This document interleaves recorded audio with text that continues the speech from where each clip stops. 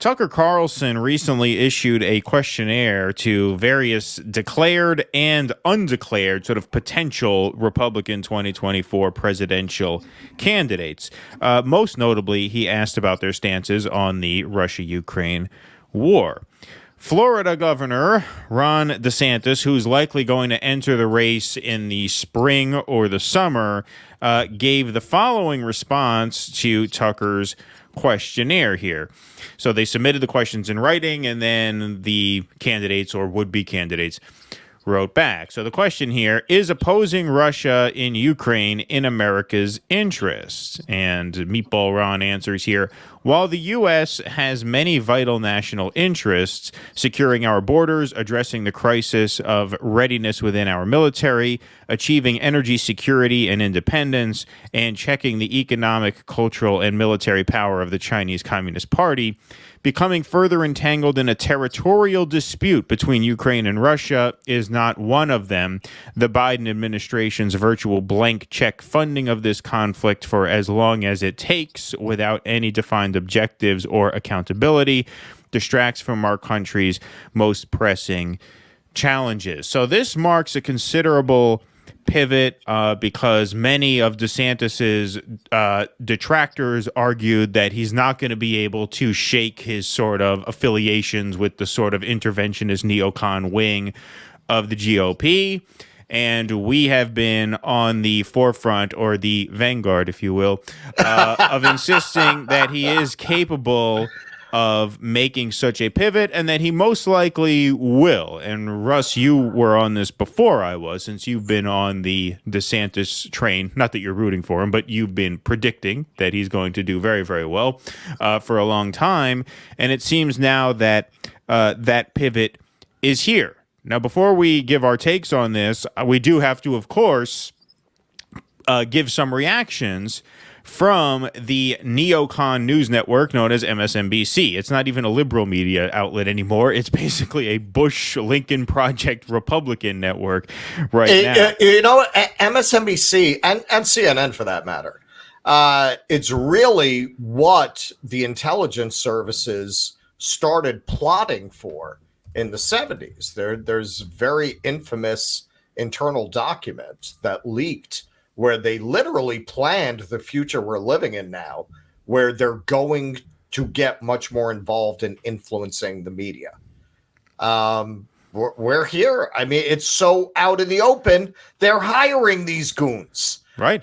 Exactly. As they're comment, you're literally hiring people from the intelligence agencies to comment on the intelligence agencies and international geopolitics. I mean, it's a fucking joke. It's a joke. Like if in the basement of CIA headquarters you had a news network, this is what it would look like. So here is General Barry McCaffrey, very disappointed because, don't forget, a lot of these military type conservatives and neocon Republicans, they were getting they were looking forward to backing DeSantis. Jeb Bush already came out and backed him. Like, they were really looking forward to getting at least not the whole sort of old school Bush era GOP package there, but at least they thought they were going to get that foreign policy back if they backed Ron, and they feel really burned by this. You could tell. Here's Barry McCaffrey lamenting this pivot on MSNBC here. The only thing I would disagree with is that this is ignorance. I think Governor DeSantis deliberately, knowingly attacking to the far right to pick up Trump wing nuts in the primary election season. He's very well educated, very knowledgeable, a veteran, worked with Navy SEALs on deployment. He knew exactly what he was doing. And what he's a torturer. We expect better from torturers. You know? He's a bloodthirsty megalomaniac whack job, a violent psychotic. We really expected more from him on this. Really upset. We invited him into the inner sanctum with the robes and the daggers and the livestock.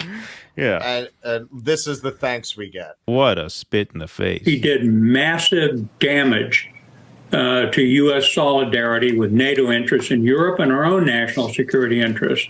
And he told the Russians, hang in there. It's quite likely all we got to do is endure for another 24 months and these people will be ours.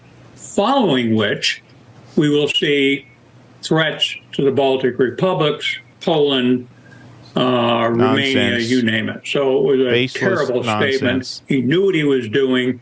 His political insiders will say, well, come on, the general election will tack to the center. But this is serious damage he just did to the United States. Okay, so tack to the Igor, center. did you hear? Ron DeSantis says he's not vital national interest. We just have to hang on 24 more months.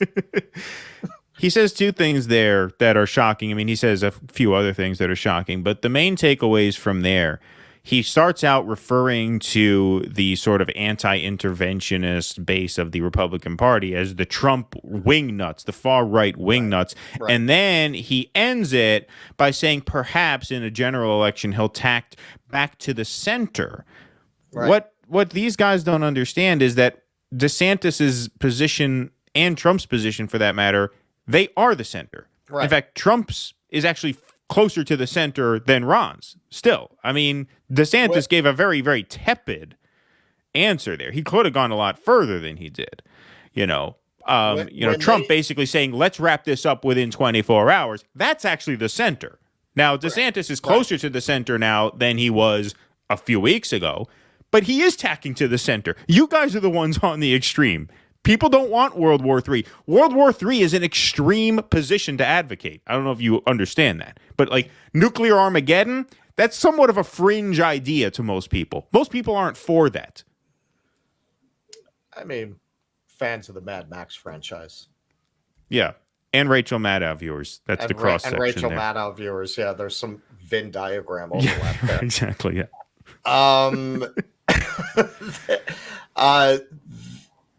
They were really looking forward to having a candidate they could, posture against Trump.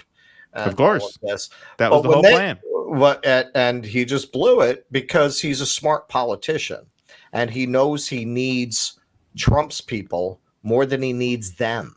Because people fucking hate them. In fact, for Ron DeSantis, the more they hate him, the more formidable he will be in a Republican primary. The last thing he wants is ghouls like Barry McCaffrey coming on there and speaking of him approvingly. That will be the kiss of death for his campaign. The more he notice they are such an out of touch aristocracy. They just don't understand how hated they are. And when they talk about the center, and we learned this a long time ago. I mean, this is going back to the Sanders primaries. Like when they say the center, what they're talking about is elite opinion. They're not talking about any kind of measurement of public sentiment. Public sentiment is almost always completely divorced from what they're calling the center, which is actually the opinion of themselves and their elite class. No, certainly. And you notice when it comes to DeSantis trying to get on the bad side of guys like this, you could see that in his complete non-response to the Jeb Bush endorsement. He did not say a single word after Jeb Bush endorsed him. Not a tweet. Thank you, Jeb, for we really great. That's all. That's the last person he needs endorsing. Exactly. It's like just keep totally mum. Just act like that never happened. Forget about it. Don't make a thing out of it. No, he's shrewd enough to know what friends he needs and what enemies he needs. Yep. And so that really says something. All right, we have one more. Having Morning Joe screaming about him being a Putin puppet. That's the best thing for his presidential campaign he could ask for. Please clap.